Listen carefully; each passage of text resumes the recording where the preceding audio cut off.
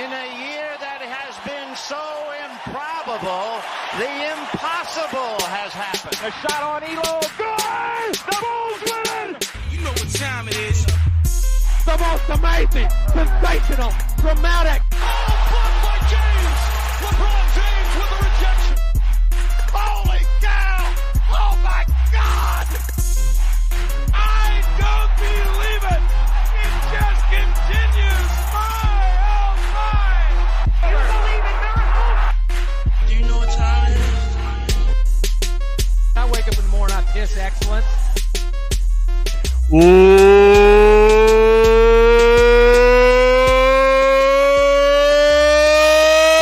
Welcome back in another episode of the Sports Hour. This is Mitch-Mo. And this is Dallen. Guys, welcome on in to episode 152. It is good to be here. We left the loop on, but that's okay. Mitch, we're live again on the YouTube. If you don't already know, youtube.com/The Sports Hour Guys, on the Twitter account as well at The Sports Hour Guys. You could check us out there if you're listening to the audio podcast version only of this. Welcome. If you're watching the live stream, welcome. It's good to be here. It is a Wednesday, my dude. It is a Wednesday, my dude. We are recording this on December 14th. We've got a great podcast ahead of us. It's a busy time of year with the NFL. We'll get into a lot of NFL, a lot of news today. A little more news heavy than we have been in the past. College football bowl season about to begin here this week, so we'll do a little bowl season preview.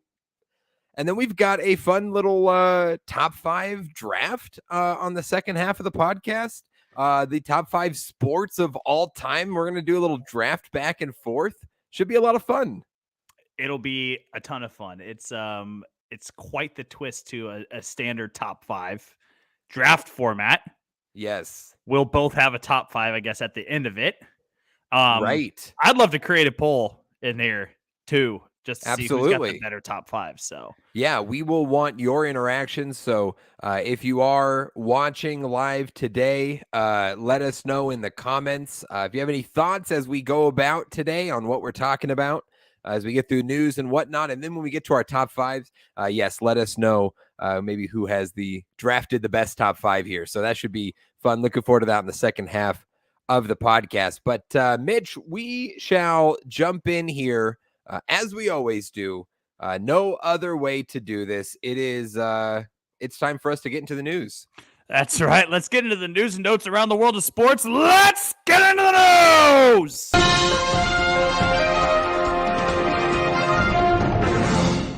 I'm so glad that drop finally came in, because that would have just been really awkward with no drop. And I'm just screaming into the mic. We would have lost like all 3 of our watchers right now. All of the viewers, all the listeners, They'd be gone. They'd be out of here. No time for that. And I wouldn't blame them. I wouldn't blame them either. One of these times I'm gonna pull a fast one on you. Maybe I'll just leave you hanging there for like 5 seconds. See how long you squirm. That's like my worst nightmare. Like, I got stage fright as it is. I don't like public speaking, and that would be like right up there with it. Just like, that'd be my worst nightmare. That listen, I wouldn't actually do that to you, my friend. I'm not. I wouldn't do that to you. You're not a monster. I mean, I'm not a monster. I'm just a human being. That's right. Hey, you're only human, baby. You're only human. All right, Mitch. Let's start our news. Let's start in the NFL with some news out of Arizona. Tough season for the Cardinals and a tough week. Monday night loss to the Patriots, but to add insult to injury, Kyler Murray tears his ACL and will be out for the remainder of this season. Very disappointing, obviously, for this team who had playoff aspirations and signed Kyler to a big contract. And, here we go. We have a big major injury. Now, this was, non-contact. He's in the open field. It's, these things happen, but certainly with the timing of everything and how the season has gone up into this point, absolutely last thing you'd want for the Arizona Cardinals at this point in the season. Yeah, I mean, I think with this, I mean, I feel terrible for Kyler. I hope he gets better, a speedy recovery, and that recovery goes smoothly. But this is a franchise that's down bad right now, right? Kyler's getting hurt. GM Steve Keim is taking a indefinite leave that's like health related, so he can focus on his health. Hopefully he gets better in that sense too. I think that what this organization needs to do now with the entry to Kyler and with the lack of a success that we've seen, or the underwhelming they're not meeting expectations. It's time to do a reset in that organization. Fire Cliff Kingsbury, start fresh, get Kyler healthy. Hope Steve Keim gets healthy. Total reset here. I think that's probably what's in the best. I don't want to distract from the health related issues of Steve Keim and Kyler Murray, but I think that might be in the best interest of the organization. Right, just do a total reset here and start fresh. Yeah, I do agree with you, Mitch. The issue is that they just gave all of those people extensions. They gave Cliff Kingsbury extension. They gave Kyler Murray extension. They gave the GM Steve Keim an extension. And, his is health related, but he has been the GM for a very long time. And it has been up and down, to say the least, for Arizona. He's had some good years, though. Yeah. He's had some good years, but it's also, look at the roster where it's at now. It's certainly not in a good spot with a quarterback who you're now paying a lot of money. So, in theory, this would be a good time to reset, but how much money are you eating? Like, how, what's the situation there with the coach, GM, and potentially the quarterback if, it goes in that direction? Everyone makes mistakes, and sometimes you just have to eat it a little bit and to put yourself on the right track, right? And they might have to do that with Cliff Kingsbury. They might have to do that. Yeah. And I'm not saying that Kyler should get cut or anything like that. Obviously, this is it was a non-contact ACL injury, and we hope he gets better. But with all the commitments that they made, you might just have to take a step back and say, "Hey, we screwed up, and it's time for a fresh start in Arizona." Yes. Yeah, no doubt. Difficult situation there in Arizona. Related to that Monday night football game, Mitch, this other bit of news coming out of this, the NFL Players Association is launching or wants to launch an investigation into what happened with Devontae Parker on the field, right? He suffered a hit, was sort of stumbling, not taken. The game wasn't stopped. He wasn't forced out of the game. Kind of one of those situations. And with what the league has gone through this season with concussions, with what happened with Tua Tagovailoa earlier this year, it seems like a really bad look that the NFL sort of fumbled the bag here, and now potentially Players Association wanting to look further into what happened here. Yeah, this is just inexcusable. This is inexcusable. You could see Nelson Aguilar trying to waive the playoff, saying, "Hey, we got someone who doesn't know where the hell he's at right now. He's having a hard time standing up." You saw it after the play. So that Cole Strange had to hold him up when he stood up, when he got up off the ground.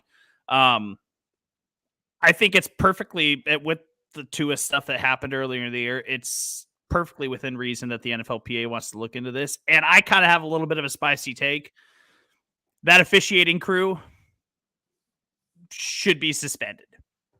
Yeah, they should be suspended. And I mean, because that's a serious health thing there. With all the stuff that we've seen with CTE and concussion related issues, you can't make that kind of mistake, especially that kind of a blatant one where a guy's clearly does not have his wits about him, and you're letting him stay on the field. I think it was really poorly executed by the officiating crew. I think it was poorly executed by the New England Patriots. They clearly weren't paying attention to what was going on out there. I'm not saying repercussions need to come their way, but it is the referee's job out there to protect players, and they did not in this sense. So, nor did they in the Tua situation. So I think there needs to be repercussions for, I'm not saying swift and heavy, but they may be swift, but maybe not heavy. Something needs to happen to where this officiating crew is reprimanded at the end of it. I mean, if you're going to be a league that acts like you care about the health and safety of your players, then yeah, you're right. That crew should be suspended for a game or something. There should be a punishment had because they failed to do that. And that is part of their job now. So, and if that's the case, then yeah, I mean, I'm with you there. Not a good situation, not a good look for the NFL. And, again, this is just one of those things that moving forward will obviously be an emphasis after what we've seen here in 2022. Mitch, let's jump over to some NBA news and let's start. I thought this was really cool. The NBA announced this week that they have renamed their awards, their season awards, after some all-time greats. Most notably is the MVP, which will now be known as the Michael Jordan Trophy. That will be given to the MVP every year. Is retroactively been given to Nikola Jokic because he was the MVP last year. So last year's trophy was the first Michael Jordan trophy officially. So Nikola Jokic was the first recipient of that. And then everything moving forward accordingly will follow. So that I thought that was really interesting. The other trophies on top of that, the Hakeem Olajuwon trophy for Defensive Player of the Year. Oh, I love the Wilt that. Chamberlain trophy for Rookie of the Year, the John Havlicek trophy for Sixth Man of the Year, and the George Mikan trophy for Most Improved Player. What are your thoughts on those? I really like all those selections for the names. I really like that. I mean, the MVP trophy is now named the Michael Jordan Trophy. So can we drop the GOAT conversation already? Like he already has the MVP trophy named after him. I mean, it almost feels like the NBA's making a statement here. Like they're weighing in on the GOAT thing, being like, well, I mean, we named this after Michael. Now, obviously, LeBron is playing. You weren't going to name it after LeBron while he's still on the court. That would be a little weird, but it does feel like that. I mean, it certainly helps the argument for MJ as the GOAT. He has the MVP trophy, named after him.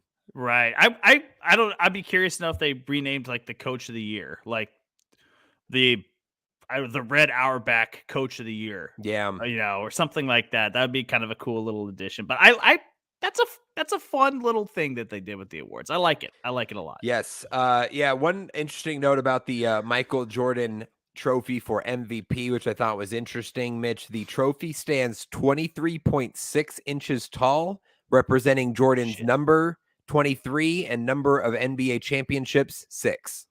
So it is exactly 23.6, and it also weighs exactly 23.6 pounds. So very interesting. Pretty cool. Love that the NBA did that. Part of me was like, I wonder if there's a way to fit Kobe in there. Maybe that feels a little like too on the nose with his recent passing. I don't know what award you would have got there. I would like them, as you mentioned, with Coach of the Year. Perhaps we can expand it to some of these other awards and name them after greats, and maybe there's ways to incorporate him in there. But I just love this idea. This is great. It's great to name the awards after some of your greats, and a great way to honor those legendary players. They got the Walter Payton Man of the Year award. Why not the Kobe Bryant Man of the Year award or something? Something along those lines. Right. Yeah, that's great. I love that. That would be super. Yeah. Yeah. So there you go. There's your Kobe answer. There's your Kobe answer. I like it, Mitch. One other bit of NBA news: Cade Cunningham, the number 1 overall pick back in 2021, is planning to have season-ending surgery on his left shin. He's been sidelined since November 9th. And has ultimately decided to sit out the rest of the season, have that surgery, look ahead to 2023, 2024. Very disappointing. He was third in Rookie of the Year last year behind Scotty Barnes and Evan Mobley, and averaged 17 points, 5 rebounds, 5 assists last year. This year was averaging 19.9 points, 6.2 rebounds, and 6 assists in the 12 games he did play.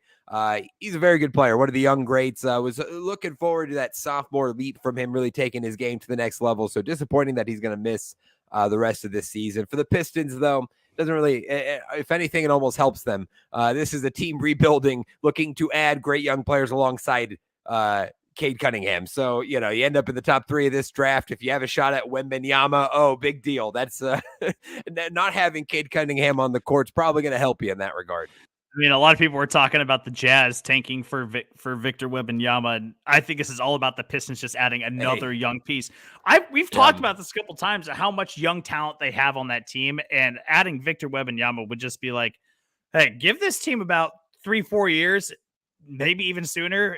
They should have a really good squad if they land Wembanyama. But yeah, I mean, there's going to be a lot of talent in this draft. This looks like a pretty loaded draft for the NBA. So getting near the top is going to be helpful for all of these teams. Certainly the Pistons, but we wish Cade the best in his recovery. Tough blow for Pistons fans there. Early in the season, though, still a lot left to play. Mitch, let's jump over to the MLB. We've got some free agency deals we want to react to. I'm going to read off for the more major deals we've seen since we last recorded. We'll get some thoughts on here, but let's start with Aaron Judge, the biggest name this offseason, staying in the Big Apple. He re-signs with the Yankees on a 9-year, $360 million deal. The Giants missed out on Judge. They were in on him as a result. They moved and pivoted to Carlos Correa. He signed with the Giants on a 13-year, $350 million deal. Xander Bogaerts joined the Padres on an 11-year, $280 million deal. And then just coming down maybe about an hour before we recorded, maybe a little more, Noah Syndergaard agreed to a deal with the Dodgers, 1 year, $13 million there. So a couple of the more notable moves, Mitch, I'll let you start with your reactions. I mean, Aaron Judge is obviously the biggest name, biggest deal here, but I mean, I'll let you take this whatever direction you want to go. I hate the Aaron Judge contract. Oh, I hate it. Oh, hate it. Last time we saw a player around his age get a contract that size was Albert Pujols. And they got, it was like a 8-10 year deal, $280 million contract.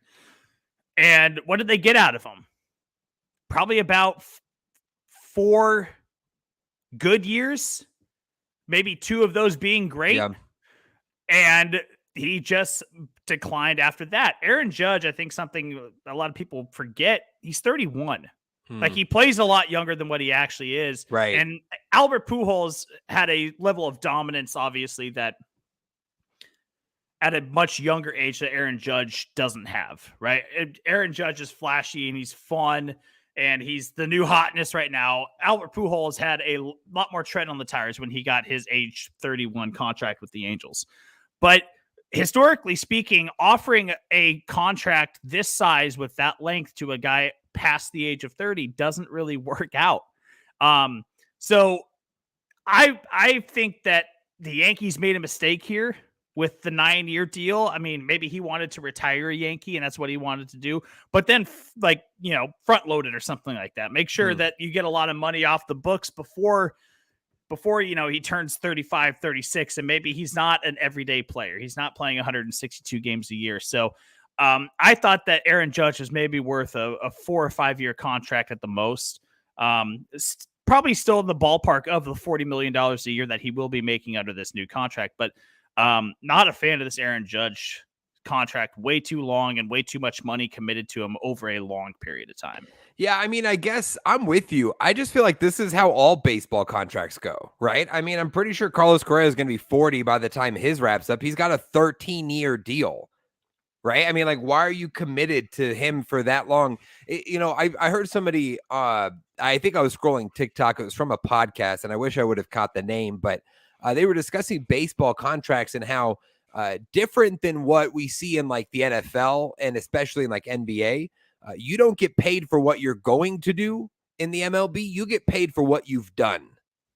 You get paid for past production, not future production. You're not paying Aaron Judge 9 years, $360 because he's going to be worth that much over the next 9 years. You paid him because he hit 60 home runs. Because he's worth it right now, and he was worth it the last couple years. And so you have to pay that price. You're never going to get your ROI on that deal. MLB teams never do it. You brought up Pujols, but all of these mega deals that we've seen, Mookie Betts, Tatis, I mean, even these young guys, you're never going to get the ROI on your deal because you don't pay for that. You're paying for the right to have that guy for what he's produced. And it's unfortunate, that's the name of the game. So I think all that considered, it's a win for the Yankees because they had to hold on to this guy. He's the face of their franchise. He is the icon. You needed to keep him in the pinstripes, and that's what they've done. So for that, I think it's a win, but I am with you there. It just, again, when you see other sports in the contracts and you're 31 years old and you're committing that much and that long, it's tough to see. I mean, it really it's a catch-22 for a team like the Yankees too, because if you let Aaron Judge walk and he goes to San Francisco or he goes to Los Angeles, you look really freaking stupid. Exactly. You look really stupid. But you can't also offer him a 4 or 5 year contract because now you're being disrespectful to the guy. You're like, what? You don't want to make him a Yankee for life? Like, it's a real, like, you're never the good guy in that situation unless you give them the fat contract that's gonna probably bite you in the ass in 4 or 5 years. And that's what sucks about the whole thing. It's the name of the game right now in the MLB. We keep seeing guys with these mega deals, and yes, a few more handed out here. I don't have really much thoughts on Bogaerts, Correa's contracts. Again, really lengthy, 11 years, 13 years each, respectively. The Giants and Padres trying to make moves in the NL West. The Dodgers made a move too. I mean, all these teams jockeying for position as we've seen this offseason. Padres, though, it is interesting when you look at what they've committed to Bogaerts. You consider Tatis, Machado. I mean, that's got to be the most expensive infield ever, right? In MLB history. Just thinking about the numbers those guys are going to make over the next decade. Well, and I think that the Bogaerts signing is more interesting to me than just the numbers of it, because you have to take into account the fact that they're taking away the shift. Right, you can't shift like they have been over the last decade to take away pull hitters. Xander Bogaerts, a fantastic defender, right? But a guy that's going to hit about 260, 260, 270, 280 maybe. Like, he's not going to be your big offensive piece, your 40 home run guy, your 120 RBI guy. So as we take away the shift and where guys are having to, they're not going to be able to just play to a dead pull guy or a dead oppo guy. They're going to be able to go, okay, what's the valuation behind a great defender now that we've taken that away? And I think that we're going to see a lot more often guys that are great defenders, but maybe, league average or a little bit above league average with the bat, get these bigger contracts because that valuation of their defense is going to be that much more. That's going to be valued that much more. Right. And I think Xander Bogaerts is a perfect example of that. Yeah. I mean, that's a really good point. And we don't know yet what the effect of the removal of the switch is what the shift is going to look like, right? We don't know how that will affect, batting averages, how it affect team building, because it very much has become a huge part of the game, how you play defense, how you game plan as a manager. So you see how that changes and adjusts over time, and perhaps players like Xander Bogaerts become that much more valuable in this new era of baseball. Oh, sure thing. And then on the opposite end, Carlos Correa, not the greatest fielder, but a fantastic bat. So, like, how does that change his value when he hits a free agent market? Clearly, he's not going to. He's going to be a giant for the rest of his life. Got a 13-year deal. Yeah. So. Yeah, no, very fascinating. As you see on the screen, if you're listening, Tanner Paceni, our good friend, the Italian Stanley, with a comment, the New York sports media is a different beast. Absolutely, Tanner. And hey, when you talk about, whether the Yankees should have re-signed Judge to that money, you let a star like that go, heads might roll, right? Jobs might be lost. So you almost have no choice there.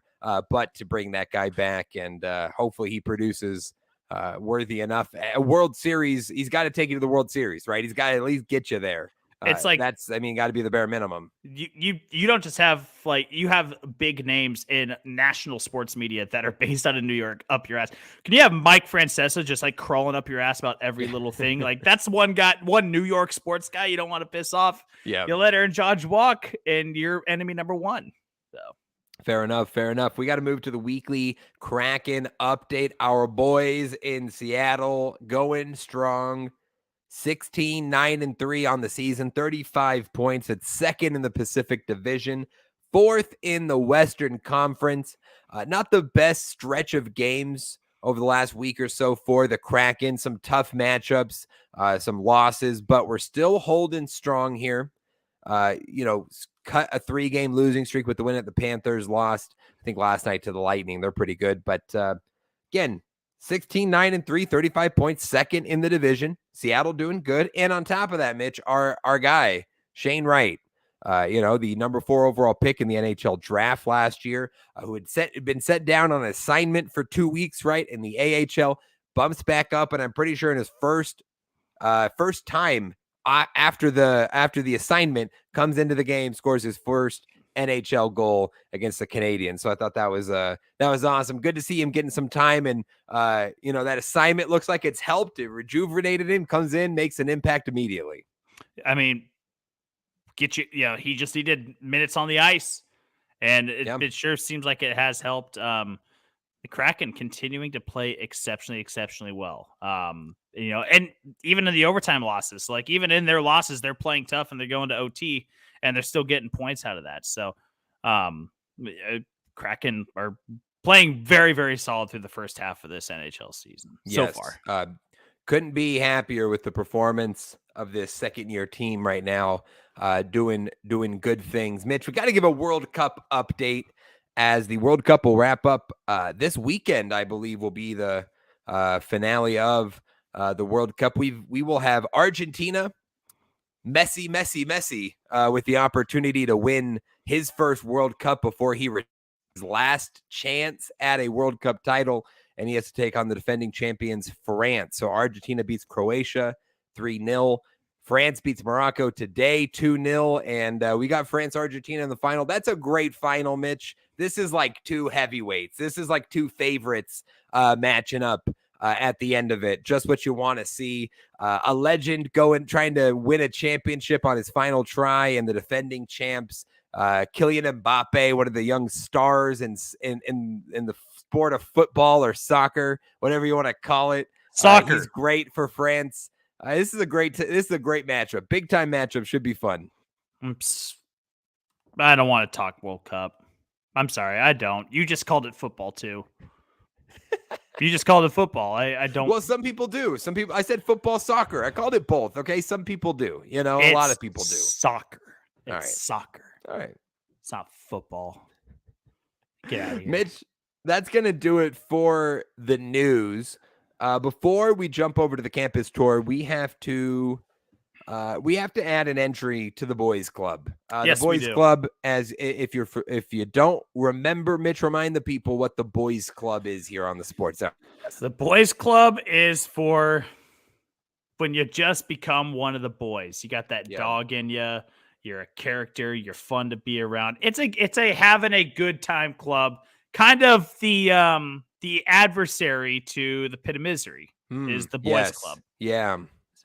So, and like I said, like you can go from the Pit of Misery to the boys club. It'd be very difficult too, but the boys club is for a very select group of people. And we have a guy that's very deserving of getting in, and an all-time football guy and character.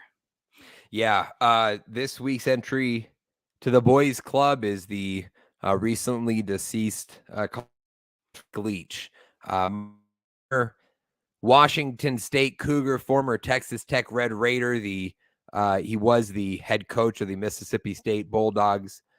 Mike Leach passed away this week at the age of 61 from a heart condition. That's what we know right now.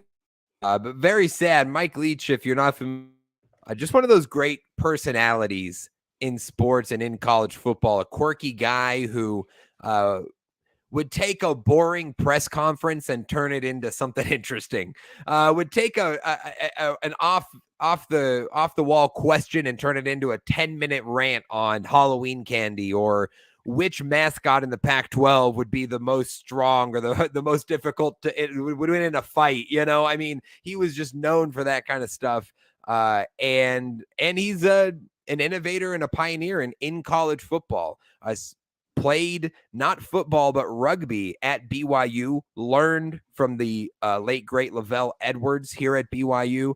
And his tree himself, from his time at Texas Tech, in which he started in the year 2000, spent 2000 to 2009 at Texas Tech, 2012 to 2019 at Washington State. But his tree is wide and strong.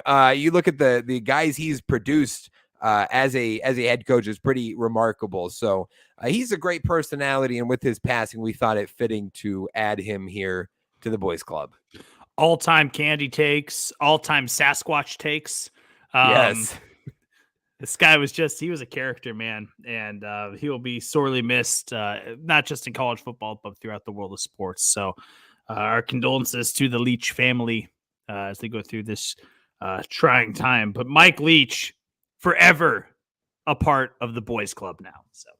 Absolutely. As Tanner Paseni mentioned here, one of the best coach personalities in the game. Absolutely. And listen, as somebody who worked in media in college football, I'll tell you, these they get real boring. The most canned answers you ever get. We're just focused on this week and what we got to do there on the field. And, it's like we get nothing, get absolutely nothing. So when you get a guy like Mike Leach, who's willing to have some fun and let loose and give you an answer, give you something interesting to go off of, you knew that the media appreciated him. Those who worked with him appreciated him, and we will miss him. But as you said, Mitch, immortalized here on the Sports Hour as a part of the boys club, and we are happy to have him. Absolutely. Absolutely.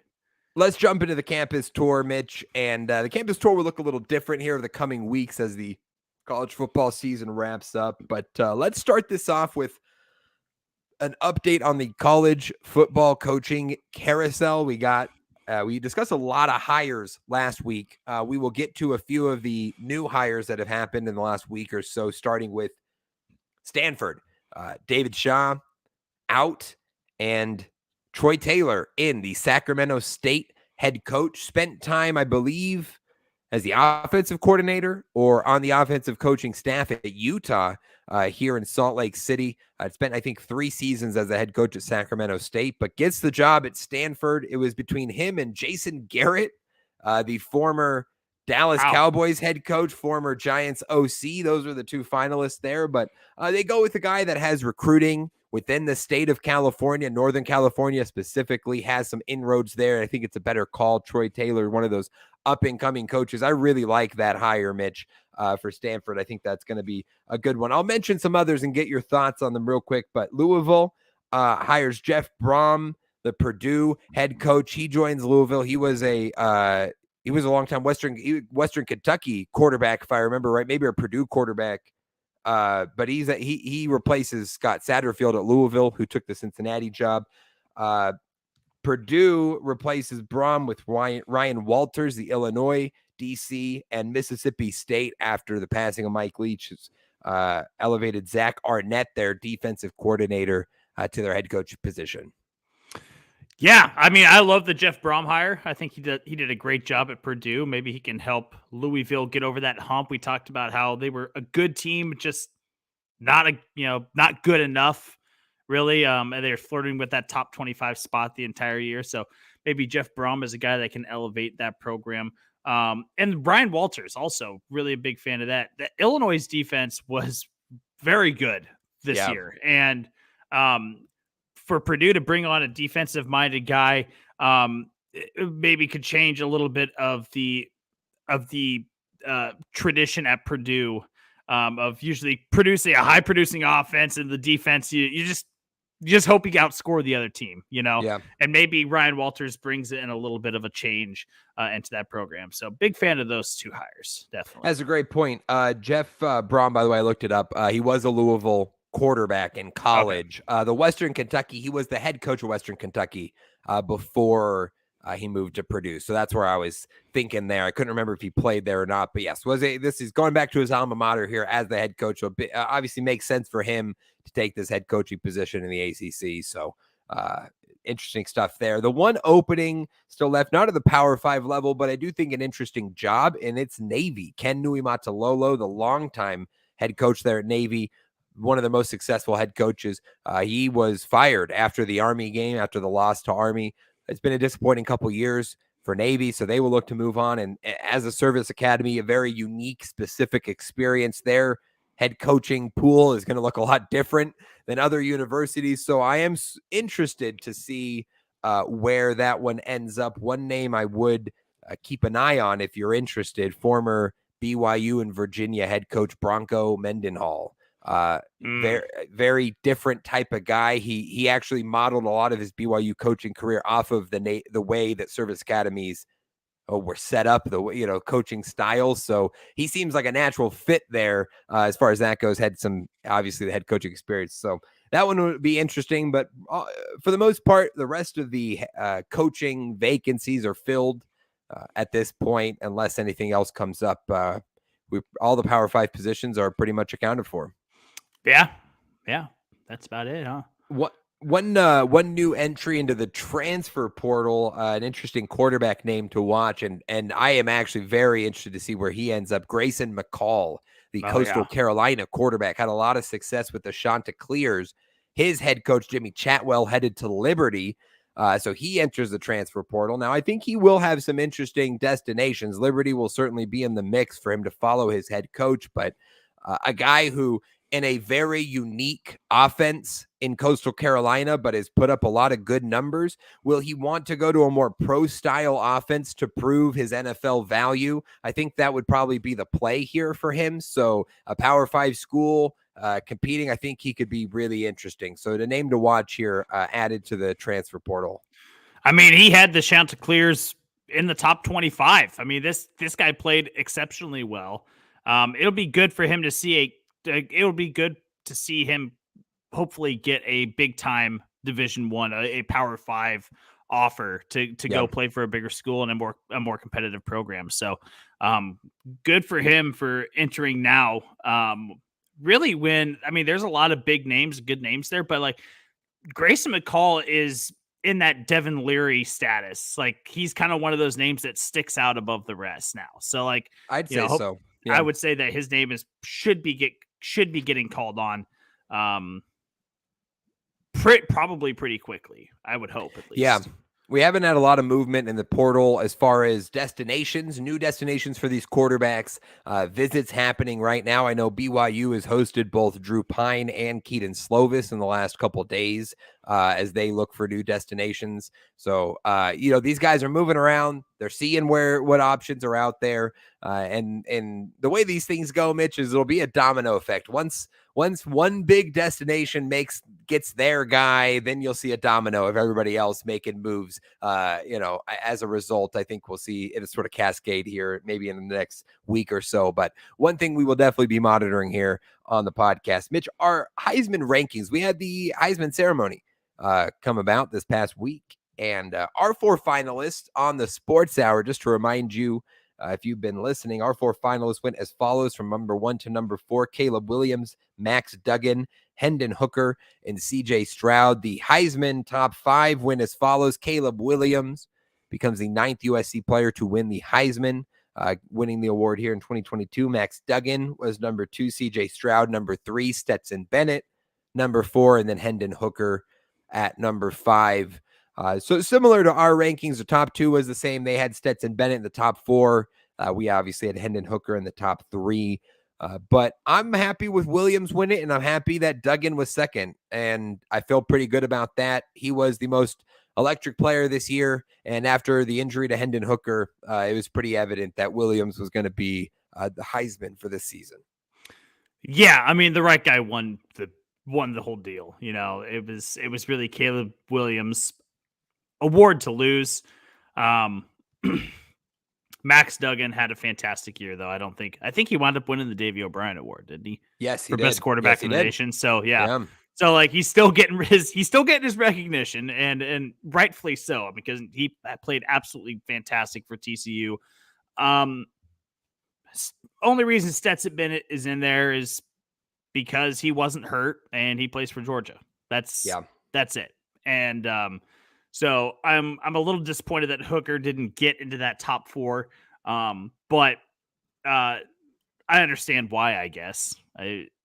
I still don't agree with it, but I get why they did it. So yeah, I mean, if he doesn't get hurt, he gets in there over Bennett, and maybe he ends up top 3. Who knows? But yeah, obviously that injury hurt him there too. It's his, which is a shame. But they did it right at the top. They got that correct. We can be, we'll be happy with that. We can't have too high standards for college football. I'm pretty happy with it. Yeah, I'm happy with it. They usually disappoint.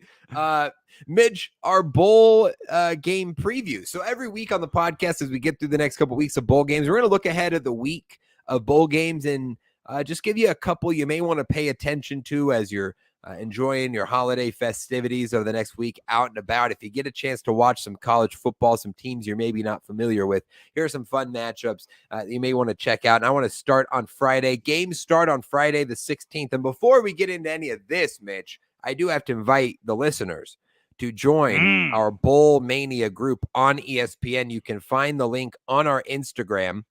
Check out our story. There's a link there to the group. You can sign up and create an entry there and compete against Mitch-Mo and I and the rest of our listeners who want to participate.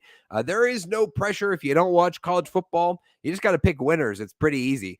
Pick whoever you want. And whoever gets the highest score, we'll send you a sticker. We'll send you a Sports Hour sticker in the mail as a little thank you. Congrats for participating and winning. So be sure to do that if you're interested. Again, you'll find that link on our Instagram story. Yeah. Get in on it, guys. We want to compete with you. We want you to be a part of this. So that'll be a fun time. Yes, but let's start with games. And the most interesting game on this opening Friday is undoubtedly the afternoon game, the Duluth Trading Cure Bowl between number 25 UTSA and number 24 Troy. 11-2 versus 11-2. These are two of the best Group of 5 teams in the country from the Sun Belt and Conference USA. Currently, UTSA will be making the move to the American Athletic next year. But this is a really underrated matchup and honestly one of the best matchups of bowl season, period. So if you're interested in some Group of 5 football, if you don't really watch and you're like, where do I start this bowl season? This is where you start. Friday, noon Pacific, I believe, the Cure Bowl between UTSA and Troy. Gonna want to watch that one. Mitch, I know you're looking forward to that one. Oh, I actually am. I really am. Honestly, I mean, this is going to be a very competitive Group of 5 bowl game. It'll be a lot of fun to watch. Right now, the spread's set at Troy minus 1.5, over under at 55.5. I know we're not making picks, but I just want to do one just for fun. Okay. Give me UTSA plus 1.5, and I'm going to take the over in this one. Okay. I think this will be a fun, 34-24 game, 34-28 game. I think it'll be fun, pretty close, maybe a little bit of back and forth. It'll be a really fun Group of 5 matchup, but I love the Roadrunners in this one at plus 1.5. Yeah. I did pick them in our picks. I am looking at my ESPN app right now, and I did pick UTSA to win this one. Oh, okay, so I'm with you. I'm with you there. Mitch. Saturday, I think there's 2 games here you're going to want to watch. Our final 2 games we'll preview here. First off, Cincinnati and Louisville in the morning in the Fenway Bowl, the Wasabi Fenway Bowl. Cincinnati Bearcats 9-3, Louisville Cardinals 7-5. Now, future Big 12 team Cincinnati, 7-5 Louisville team. Okay, that's fine. But the Louisville head coach is now the Cincinnati head coach. Scott Satterfield flipped sidelines and is coaching the Cincinnati Bearcats now. So there's going to be some extra motivation in this game from Louisville. There's going to be some extra drive from both of these teams to get a win, considering the head coach switched schools and now they're playing each other 3 weeks later in this bowl game. So I'm just saying this could be fun. This could be like an underrated game with that storyline going on. So pay attention to that one. That's going to happen in the morning. That's the Wasabi Fenway Bowl. And then the other Saturday game, Mitch, that I think is a good one, Mountain West versus Pac-12. This is always a good bowl game, but the Jimmy Kimmel LA Bowl in SoFi Stadium, 7-5 Washington State, 9-4 Fresno State. Jake Haener and the Bulldogs against Cam Ward and the Cougars.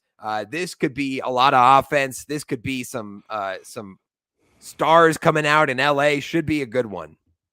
Yeah, if you're gonna be, make sure if you're listening, you're not. If you will, you should just get Yes. in to that bowl mania, that bowl selection You stuff are. with us. You You will be are doing it. That's right. If you want a little tip, hint, maybe to help you out here, Washington State right now plus 3.5, 8-4 against the spread this year, while Fresno State 6-7 against the spread this year, and they are a minus 3.5 favorite.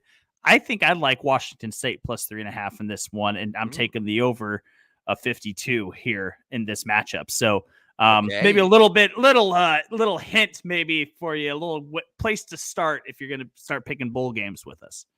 I like that. Yeah, those should be fun. We'll do this again next week as we look at the rest of the bowl games ahead of us. There will be games pretty much every day, more or less, from throughout the rest of the month. So there will always be something on, some matchups better than others. So we'll just giving you a little teaser there. But we love bowl season. Should be some fun matchups as we move forward. Mitch, some NFL draft talk. Todd McShay put out his first mock draft post college football regular season, and what I found most interesting in it, there were some interesting picks throughout the mock draft, but most notably Bijan Robinson. He had being selected number 5 overall to the Philadelphia Eagles. And listen, we all know that that's probably not going to happen, and I don't think Todd McShay puts this in his mock draft because he thinks it's going to happen. But I think he's just throwing this out there like an interesting idea, right? Because Bijan Robinson, I think we can all agree, is probably talent-wise, regardless of positional value, a top 5 talent. He may be the best just talent in the draft, period. I mean, I think you could make an argument. But when you add positional value with the running back, that's where it gets complicated. But he's a top 5 talent. So if you're a team like the Eagles, who have a very good roster, who in our win now mode, and have this extra pick that's turning out to work to be really, really good, and you have a shot at this player who's really, really good, then maybe in a world you kind of say I don't know, fuck it, let's just take this guy, right? I mean, he's here, and he could. I mean, Jalen Hurts and Bijan Robinson in the backfield. Holy shit! I mean, that is, it's not going to happen. But I love the idea, and I love that he put it out there because now we get to think about it. Because I'm like, okay, I can see where we're going here. I feel the same way when thinking about the possibility of the Bears having a top 5 pick and taking Bijan Robinson and pairing him up with Justin Fields. Oh no, Mitch! You guys need so much more help, though. I know, but I love it. I just want it so bad. I get it. No, I mean, but again, and that's where it's interesting because, you'd have the Eagles with multiple firsts. So you're like, all right, we're going to get our later. So, you kind of have the value. So it is interesting. I say that in the most selfish way possible. I know we have so much more that we need before we need a running back. But I think of that a lot. I'm like, no. Get that evil out of here. We don't need that right now. We need offensive linemen. I don't blame you. Bijan's a hell of a prospect, and it will be interesting to see where he ultimately ends up because, again, I mean, he is not top 5. He's probably not getting drafted top 10, but for running back prospects, he is as good as it gets, right? So could there be a case that you see him in top 10, top 15? I think that it's out there. I think it could happen. Yeah, sure. So it wasn't that long ago that Saquon Barkley was a top 5 pick, right? It was just 5 years ago. So it's just first round running backs. We're not that far removed. And this is a good running back class. Jahmyr Gibbs has really emerged. Blake Corum, I think, is going to be a really solid prospect. So, there will be some running backs that will be interesting. We'll see how that class shakes out. But I thought that was interesting from Todd McShay here today. Mitch, to wrap up the campus tour, though, we got to get to our player to know before the NFL draft. Took a week off of this, but I'm excited to get back at it. To recap the names that we've heard so far, starting with last time, quarterback Will Levis from Kentucky, Tyree Wilson, the edge from Texas Tech, Quentin Johnston, the wide receiver from TCU. Our first removal from the list of players to know before the NFL draft because he didn't declare for the draft. Olu Fashanu, the tackle from Penn State. Unfortunately, I had to cross him off because he is coming back for another year at Penn State. Would have been one of the top tackle prospects, but he is off the list. Unfortunately, we'll get to him next year. We will talk about him again, but we will have to wait. So Olu Fashanu off the list, but Hendon Hooker, quarterback Tennessee, Michael Mayer, Tennessee, or tight end Notre Dame, Joey Porter, cornerback Penn State, Drew Sanders, linebacker Arkansas, Bijan Robinson, running back Texas, Jordan Addison, wide receiver USC, and Bryce Young, the quarterback from Alabama. And Mitch, this week, our first interior defensive player. We've done one defensive lineman so far, Tyree Wilson, the edge from Texas Tech a couple weeks ago. And this is a name you may be familiar with. It's a name at the top of every mock draft, of every big board. In fact, he is the number one for some people right now, and that is Jalen Carter, the interior defensive lineman for Georgia. A big boy in the middle who is uber productive, 6'3", 300, and he just does everything. He just does everything. He is your ideal interior pass rush 3 tech. He just wreaks havoc in the run, in the pass. You have to double team him. You got to account for where he's at. And in the modern NFL, we have seen those players have significant roles in recent years, right? I mean, Aaron Donald is Aaron Donald, but even outside of Donald, Chris Jones has been a huge, impactful player on the inside. Fletcher Cox, if you want to go back a little bit further to his prime, the havoc he was wreaking from the interior. Teams know to protect the edges, right? Teams know that pass rushers get paid, so they pay their tackles, right? Teams know to protect on the edge, but the interior is a little more difficult. That interior pass rush messes up quarterbacks way more than the outside pass rush will because it gets rid of that space in the pocket. So when you can collapse the pocket from the interior, you can impact the game so much more, and that's what Jalen Carter can do.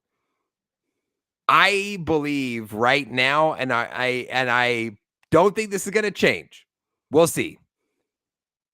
But I believe Jalen Carter is going to be the first non-quarterback selected in this draft. I don't think it's going to be Will Anderson, the edge from Alabama, though he will certainly be in that conversation.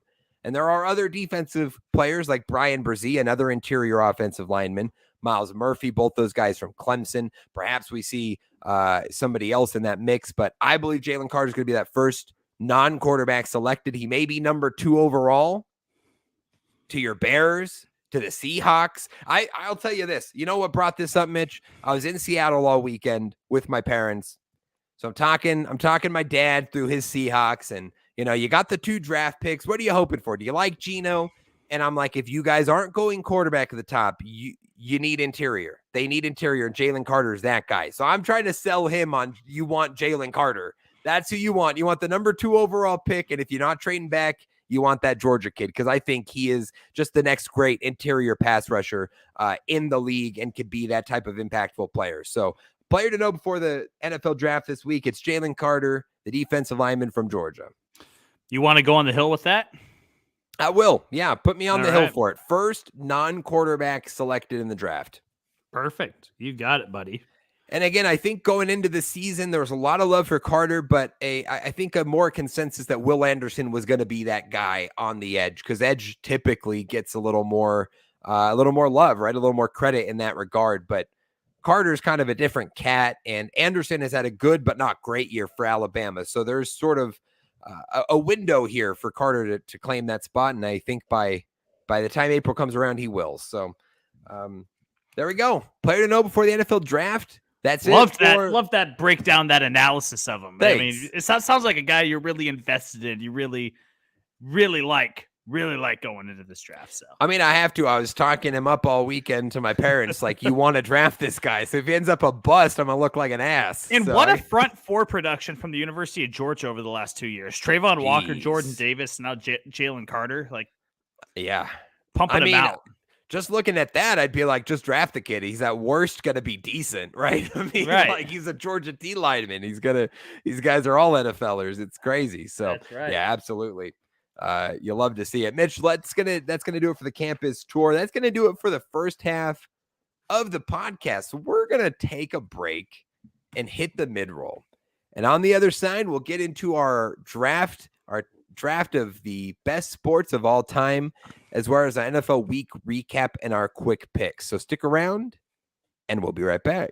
Thanks for checking out the Sports Hour today. We appreciate you wherever you're listening, but if you haven't already, we recommend you check us out and give us a listen on Anchor. Anchor allows us to provide the best product to you. You can go support the Sports Hour and become a permanent part of the show, like my saint of a mother, Sammy, and my father, David, did. You can even leave us voice messages with your thoughts and opinions that we can use on the show. Prove to us that you know better than me and Mitch-Mo.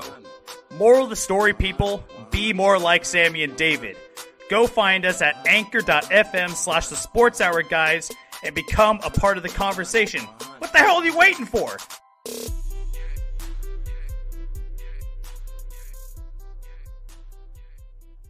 Welcome back to the podcast. It's good to be here, back for the second half. We appreciate you. If you're listening to the audio version on the podcast feeds, we appreciate you. If you're tuning in live, if you're live now, if you're catching up, we appreciate you stopping by. Say hello in the comments if you'd like. If you have any thoughts on what we've talked about, what you've heard, let us know down there below. We'd love to hear from you. We got to get into our top 5 this week, but not just a Mitch-Mo top 5. As great as Mitch-Mo's top 5 list of the week is, and I mean, we all know it's one of the best, but we've got a special thing in store this week. Mitch, this was your idea, so let the people know what we're going to do here. Well, I think that there's a lot of popularity that surrounds the major 4 sports, right? Football, baseball, basketball. You and I had a debate about this before getting into this top 5. Not really a debate, but just more of an agreement. Soccer would be probably the major 4 again, given its global popularity. Yes. But there is a lot of other sports out there that don't get the recognition that they deserve, probably. Maybe aren't covered as heavily. And I think they deserve their time in the limelight. Have the spotlight put on them for a minute. So that's why on this week's edition of List of the Week, because it's not really Mitch-Mo's List of the Week, we're just going to call it List of the Week. We're going to do a draft style top 5 of sports that are not the major 4 sports in America, is what we're going to do. So everything is on the table, anything and everything. We can get as obscure, not obscure. That's not a word. Obscure as we want. But no football, no baseball, no basketball, no soccer. Everything else on the table. Yes. You could pick for your own selfish personal interests. You could pick for the weirdness of it. You could pick for... the criteria is endless, Dallen, and this will be a really fun one. This will be a really fun one for us to do. Yes, I'm very excited about this. There are just some fun, quirky sports out there that, we're the Sports Hour podcast, but in that hour, that's never really an hour. We don't have enough time to talk about all of those sports. So here, this is a chance to talk about some of those fun ones. So. Let's not waste any more time. Let's get into this. How do we determine who starts? What do we decide? I have no idea. Okay, you know what? I'm gonna write down a number between 1 and 2. Okay, and I'll show it to you. 1 and 2. That's just 2 numbers. Okay. Yeah. Well, there's only 2 spots to pick. So facts. That is if true. you get it right, you get to choose if you want to go first or second. Okay. All right. If you get it wrong, then I'll choose. I'm ready for this. There's a lot of pressure. Okay. Shall we? Shall we? It's always number 1. We're number 1, baby. It is number 2, actually. Oh, okay. All right. The Um, proof is there. You didn't hear it on the podcast, but you saw it on the live stream. He held up the piece of paper. It did say number 2. So Yeah. Mitch gets the first pick, but we will go snake draft style. So I'll get a little back to back. We'll go from That's there. right. But top 5 non-top 4 sports of all time: basketball, football, baseball, soccer excluded from the list. So Mitch, you got the first pick. Where are you going? I think I can get it on the next go around. Who? Well, So, strategy. but I want to take what I like and what's fun Facts. for me. So I'm gonna go golf. I'm gonna go golf as the number 1. Okay. All right. Yeah. And I'm afraid if I didn't take it, Mm. you were gonna take it. And I was look, thinking it. It's grown in popularity a lot, like Yes. across pop culture and just in general as the sport has kind of grown. And it could very well be a top 5 sport in the United States in a very short period of time, just with its grown popularity. So I'll go golf. Ooh, It's yeah, old reliable. It's a good one. It's a classic. It's a leisurely sport. It's a sport anybody can play. You don't have to be in the best physical ability to really play well. That's why I love golf. That's why I think it's one of the more valuable ones. It is tough to start, a little expensive, but it's a good one. I like that. I'm smart to go off the rip with that, because it would have been in consideration for me here with the 2 picks back to back. But my first pick, Mitch, I'm going with rugby. Oh, that's a good one. That was going to be my second. I'm going with rugby because it just feels like I don't want to say I don't want this to come across wrong, but it feels like a purer version of football in the sense where it's like more raw, physical, and doesn't have intricate plays. It doesn't have the padding and a lot of what they've added to American football. It's a more simplified version of that brute strength and speed against one another. And I love that. I mean, rugby is great. I wish we had more of it in the United States. We do have a national rugby league. There's a team here in Utah that I think the Utah Warriors is what they're called. They're pretty decent, but never been to a match. But that's one of those sports I wish would grow here, because I feel like Americans would really embrace it. I mean, I remember going to school at Chico State. Chico State has a rugby team, and it's an exceptionally fun sport to watch. I mean, rugby is a blast to watch. I remember having a rugby segment in section in high school PE. Oh, yeah. Where you learned rugby, and it's a blast. That game is really, really cool. So great first pick. Yeah. Okay. And I'm going back to back here. So my second pick, I am going with, we'll call it Canadian rugby. I'm going to go hockey. I'm going to go back to back physical sports, losing teeth. That's how it goes. But, hockey, it's just the skill it takes to skate around on the ice while also knowing where the hell that tiny puck is and having the coordination to handle it. I mean, as somebody who absolutely not coordinated with ice skates in the slightest, I just am so impressed every time I watch those guys. Yeah, I mean, it's that I knew if I didn't take that one first overall, it wasn't coming back to me. Yeah, like is that what you were considering there? I was considering hockey. I knew like, okay, I'm taking golf or hockey. Yeah, and maybe rugby makes it back around, but if I out of golf and hockey, one of them's not making it back. So for sure. All righty, next pick is yours. You've got golf with the first. Where are you going? Okay, I'm going to take one that's a little bit off the beaten path of traditional sport. Here we go. But always super fun and interesting to watch.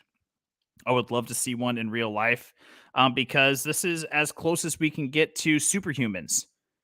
I'm going strongman competitions. Oh, that is good. That is good. I didn't even think of that.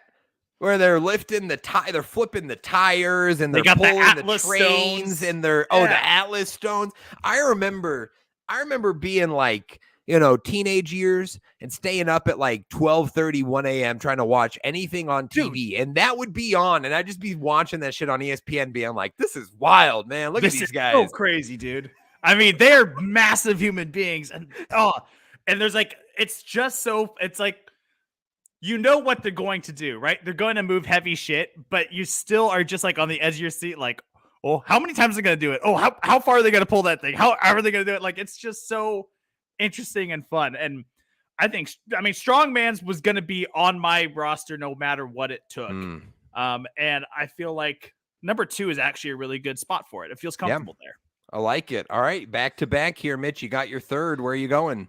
I'm going with something as American as apple pie. Strongman competitions, international, right? We got strongmen from all over the world. I'm going with something as American as apple pie. I'm going NASCAR. I'm going NASCAR. Okay. And I mean, if you are any sort of listener to the podcast, you probably could have seen that coming, knowing I'm a NASCAR fan. Not a big shock. But like, I can't play into the narrative of, oh, the dumb NASCAR fan's going to take it number 1 overall. I knew it was going to get back to me, so like, I'll just wait till number 3 and take it there. That is true. It's fine. You didn't have to worry about me stealing it. No, I didn't at all. So. I guess I could have lumped auto racing in all in one, but NASCAR, the specific league, I guess, is that or World of Outlaws. But yeah. Fair enough. All righty. Well, Mitch, I like those back to back. Now we come back to me for a couple picks here. I've got rugby and hockey. I'm going out there, Mitch. I'm going out there with the next one. I'm very excited about this. I've known about this sport for a couple years. In fact, I don't know if we've discussed it here. I don't know if you've watched this, but there was a documentary on Netflix, a series on Netflix called, I believe, Home Games. Came out in 2020, and it was about 8 to 10 episodes of all of these uniquely specific sports around the world. Some of them very ancient, some of them newer, but very specific to regions. And this one I've always remembered since I watched this documentary. Comes from the nation of Kyrgyzstan, and in their documentary is called Kokbaru, otherwise known in Central Asian as Buzkashi, and it is called otherwise known as goat dragging. Goat dragging or goat pulling. It is a sport in which mounted horse players attempt to place a goat or calf carcass into a goal. It's basically like polo, but with a dead goat. And it is incredible. It is incredible. You got to go watch a clip of it. Buzkashi, Buzkashi or Kokbaru, comes from Central Asia, Kyrgyzstan, Afghanistan. But goat dragon, that's what I'm going with for my number 3. Wow. You ever even heard of that, Mitch? No, and now I know that I need to spice this up if I want to keep up in the polls. I'm going to pander a little bit because you just brought goat dragging it, and I have some like things like that written down. Yeah. I was like, if he goes there, I need to go there. I cannot let him out weird me. I need to figure this out. All righty. Well, goat dragging, that's incredible. Yes, I do have a back-to-back pick here. I'm going to go a little more traditional. This really is one of my favorite non-traditional sports. It is my favorite winter Olympic sport, and I got to go curling here. Yeah. Sweeping the ice. Great skill. I love that the Olympians that win curling competitions are like mechanics by day, and then later that afternoon go compete for Olympic gold. It is incredible. No other sport like it. Curling's got to be number 4 for me. It was on my list. That's a really good one. It's my favorite. It's one of my favorite Olympic sports. I'm not gonna lie. It's exhilarating to watch. Love that pick. Okay. All right, back to you, Mitch. You got last 2 picks here. So I'm gonna go with something that goes back a long ways. I'm gonna go with the Highland Games. Yes, this is a good one. The Highland Games originating in Scotland. Basically, it's like strongman competitions, but Olympic style. And it's just like, how far can we throw heavy shit? How far can we carry something? It's like they're flipping telephone poles. Like it's It's a good time. The Highland Games, and they're doing it all in kilts, which just makes it that much better. So I'm going to go with the Highland Games for my number 4 pick. Number 5. Who? Tough call. Last pick here. Read through what you've got so far for your 4. So I got golf. I got strongman competitions. I got NASCAR. I got the Highland Games. Okay. I think okay. I'm going to go with chess boxing. Chess boxing. Okay. So the way it works in chess boxing, and I have to pull up the rules because I looked into it last night, and it's a real thing. Essentially, the way that it works is there are 11 rounds, and they can only end by the only way that a chess boxing match can end is by checkmate, scores decision, or knockout. Because boxing and chess are combined into the same thing. They're literally playing chess inside a boxing ring, then they'll get up and start boxing each other.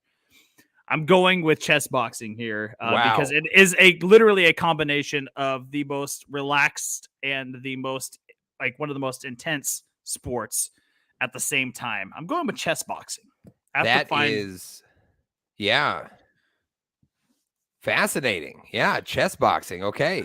Yeah, chess boxing. There actually is a World Chess Boxing Association. There's 2 governing bodies: the World Chess Boxing Association and the World Chess Boxing Organization. So there are multiple governing bodies, very popular in the UK, India, Finland, and Russia, which makes a lot of sense, actually. Yeah, actually, yeah. Now that you say that, it does. I love that chess boxing. All right, my final pick here in our non-top 4 sports draft. So we're taking out football, soccer, basketball, baseball. My picks so far: rugby, hockey, buzkashi or goat dragging, and curling. And with my final pick, this is a node to mi gente.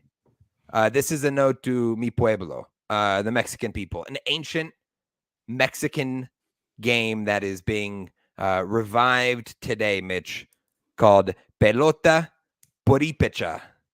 Pelota Puripecha is essentially like a field hockey. So it literally translates in the ancient language to game with sticks. Okay. And it is an ancient game where you have sticks trying to hit it into a goal. And the catch is that the ball is on fire. It's a flaming ball. Oh, wow. And you hit it back and forth and you balance it like field hockey and you're running in a field and it's a flaming ball. And the fact that ancient people. Let's go. This game dating back to the ancient Purépecha people in indigenous Mexico 3,500 years ago. They just lit a ball on fire and like, let's hit it at each other. I mean, genius. Sounds great to me. We need to keep this going. Let's bring it back. So that's going to be my final pick here. Pelota Purépecha. Okay. I like it. Damn. That was a good draft. There we go. That is our top 5 draft of best sports of all time, sans the top 4. Mitch, read through your top 5 one more time, and then I will read through mine. I had golf, strongman competitions, NASCAR, Highland Games, and chess boxing. Okay, and I had rugby, hockey, buzkashi, curling, and pelota purépecha. So let us know if you're listening to the podcast here. Let us know on our social media pages. Maybe leave a comment on the podcast feed. Let us know who you thought had the best list. If you're listening live, if you're tuning into live stream, let us know in the comments on YouTube or on Twitter. Let us know who you thought had the best top 5. Yeah. I mean, were there any on your list that you didn't take that you thought were interesting? Maybe you're close to taking? Ooh, yes. There were some shin kicking. The classic Scottish, I think, or like English for like since the 1600s. It's just shin kicking. I just thought that was so funny. It's on my list. Shin kicking, competitive eating. I really considered competitive eating in there, like just because Joey Chestnut is the truest goat of all goats. I'm like, maybe, you know. And then there was another game actually from that Netflix documentary called Calcio Fiorentino, which is a game in Florence. It's essentially like rugby mixed with MMA. And it's like rugby, except for you literally just beat the shit out of each other for 45 minutes. You just fight, like punches, kicks, like anything is legal. It is insane. Barstool Sports, the Wonton Don, one of their personalities, does a documentary where he attends one of those games. And he says it is literally, they're just beating the shit out of each other. Yeah. And it's like the whole point. Like half the game is like you spend 30 minutes just beating the shit out of another person just to hope they knock them out into submission. Like, what? It's incredible. I felt like I was getting too violent on mine. I didn't want to pile that onto rugby and hockey. I was like, maybe that's too themed. I got to back off. But that was the other. What about you? What other ones did you have? I had cornhole on mine. Oh, yes, cornhole. I love playing cornhole myself. Sepak takraw, which is basically volleyball, but with your feet. Oh, yes. I saw this. Okay, yeah, that's intense. Yeah, that one's really intense. I had roller derby on there. Yes. I had shin kicking, and then I had cardboard tube fighting. Which that's a thing? It has a sanctioning body. Oh, no. There is a sanctioning body. The CTFL, the Cardboard Tube Fighting League, is has events based in Seattle, San Francisco, and Sydney, Australia. Wow. So there you go. That was definitely on the list. There you go. So. Wow. I gotta throw this up on the screen. Caitlin, my wife, apparently did not know this. I didn't even check this with her before I did this, but she has seen them play pelota purépecha in Mexico, and she says it's intense. I can only imagine. We're going to Cancun here in a couple months. I'm going to be looking for this. I got to find me a way to watch this because that sounded too cool not to see live, you know? Me and my friends, we played something similar in early college. We just called it Fireball. Yeah. And we just would take a roll of toilet paper, douse it in diesel fuel, light it on fire, and kick it at each other. But, that was more just to see who can light each other's nuts on fire. But well, this sport probably came about in a similar way. Honestly, like, hey, what if we just sounds way cooler, fire and hit at each other? It'd be like if that became the NFL, and then there was like, wow, 100 years later, this is an organized sport. What do we do? Oh yeah, there's Tanner Preseni. Sounds like Fireball we used to play with the roll of paper. There it is. Gasoline. There you go. There you go. I'm not making it up. It actually happened. Yeah, we know. We got confirmation live from the Italian Stallion. It did. That is real. It did happen. Love to see it. That was awesome. Yeah, again, let us know, guys, your thoughts on those lists, or if you have any other sports that you thought of, any out there sports you thought should have made the list. Let us know in the comments. But Mitch, let's jump over to our NFL week recap, and we're gonna look at week 14 in the NFL, the way that we always do. And we got to start with the most impressive team. And I will let you go first here, my friend. Who were you most impressed with after this week? I was most impressed with the Detroit Lions. And I've been extremely impressed with them over the last 5 weeks. They started off the year 1-6. People were writing them off. They're fun because of the offense, but they're not fun because of the defense. And every game that they're playing, both teams are scoring 40 points. Well, they've really started to put it together. And they just beat the Minnesota Vikings, who are a pretty good football team. Yep. And a team that now they're going to be competing with for that, maybe for the division, because the Vikings have so many question marks around them. And if the Lions keep playing the way they've been playing, we're going to be talking about the Lions and the Vikings at the top of that division. And the winners of 5 straight, Dan Campbell has this team, not just they're rallying around each other. And that's what's really making this good. He has a really good cohesive unit in Detroit. And all the things are going right for the Lions, and they were just far and away the most impressive team to me this week. Yeah, I think that's absolutely fair, Mitch. 34-23 win the Lions had over the Vikings. And I mean, this Lions team's 6-7, but they're surging at the right time. They're doing things well. And, remember in the season, like 2 months ago when people were literally like, should Dan Campbell be fired? They haven't started well this year. Should Dan Campbell be fired? And it was like, what are we doing? This is year 2 of a horrible team. Like, give them a shot, right? Give them a chance to sort of develop. But here they are, like in the playoff hunt at the end of the season. And they're still going to get gifted a top 10 pick from the Los Angeles Rams. So you're not missing out on your top pick by doing too well this year. It's the best of both worlds for Detroit, whether they even make the playoffs or not. So absolutely big win for what it means in the division race, for what it means for their playoff hopes. And Detroit, Dan Campbell, turning things around, doing things right here in year 2 and building a great foundation moving forward. Yes, absolutely. I mean, they're just totally in the driver's seat right now. Yeah. And I trust what Dan Campbell's doing with that team. And I think that everyone that's rallying around the Lions and all those Lions fans should too. Things are definitely going in the right way. Yep, absolutely. Mitch, the team I was most impressed with this week, and maybe this is an easy answer, but it's the San Francisco 49ers, who earned a 35-7 beatdown of the Tampa Bay Buccaneers, got up to a 35-0 lead, 28-0 at half, and Brock Purdy, Mr. Irrelevant, coming in and just looking efficient, looking great, in control. This team, even losing Deebo Samuel, just seems like they aren't going to slow down anytime soon. And again, we talked about this last week, right? Kyle Shanahan has shown us that he can put any quarterback back there and make them look pretty good. But you got to give credit where credit is due. And Brock Purdy coming in the situation that he has and looking as good as he has.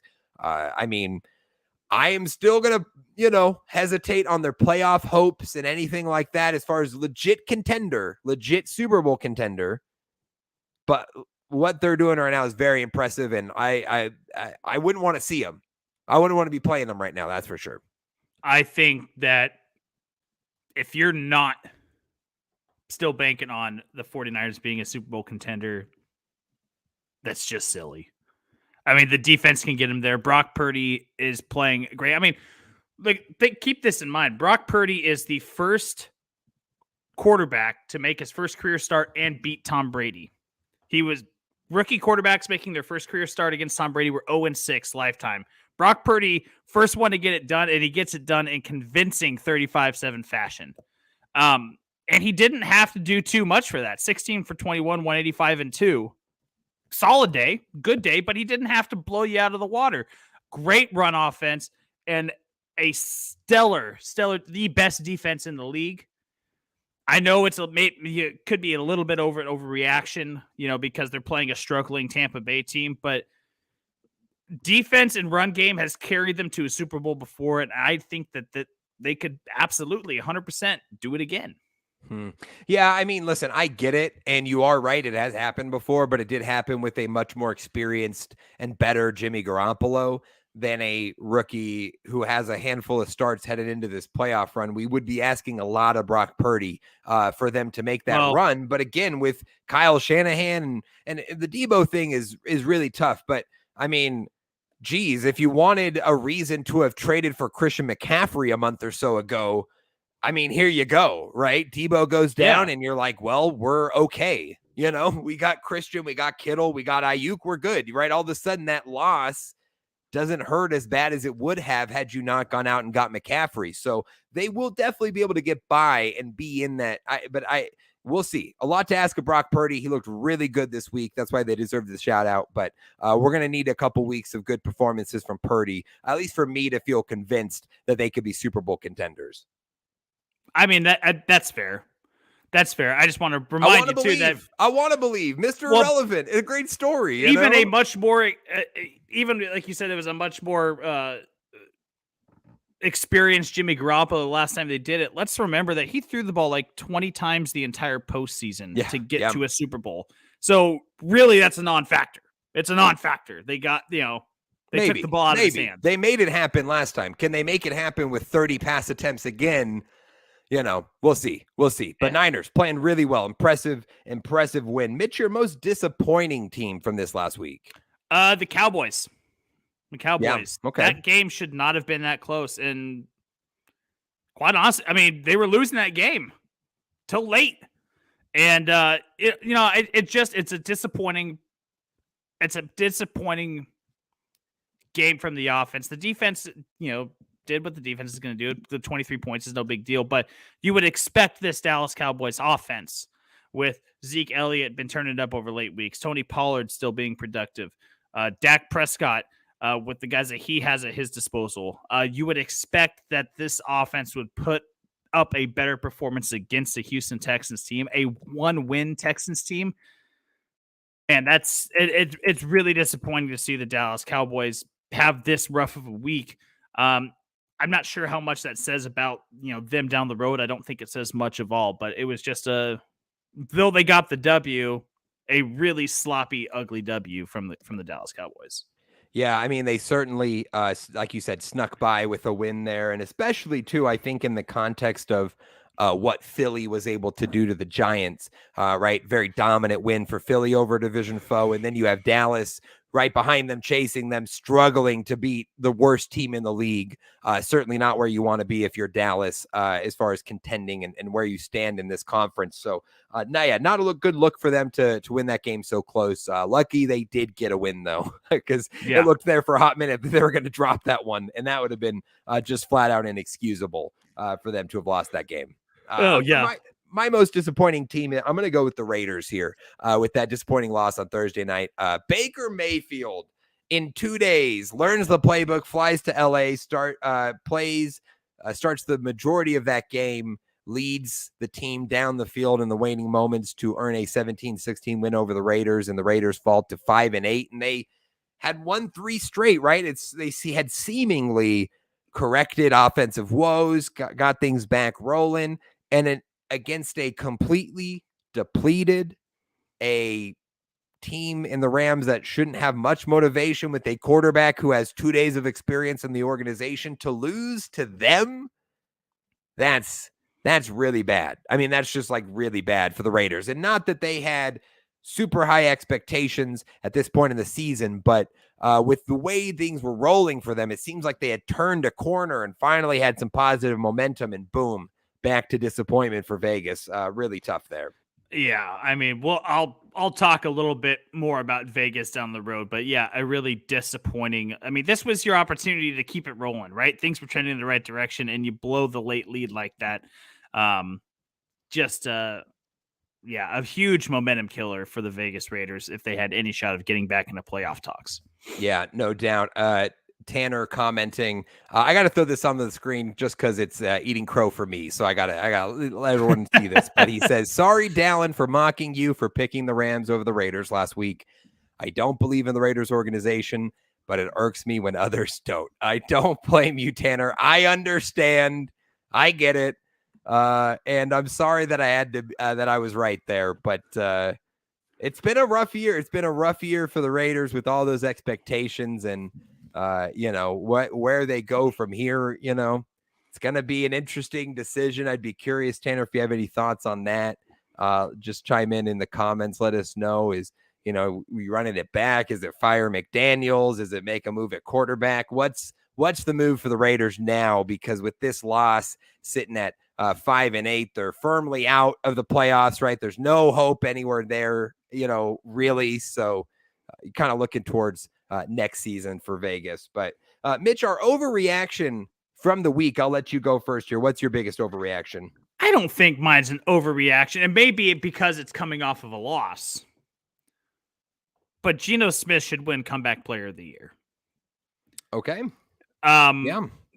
Of everyone in the National Football League who had a reason to, had an opportunity to make a comeback and has made the most of it, it's been Geno Smith. 3,400 yards, 25 touchdowns, 8 interceptions, quarterback rating of 106.8.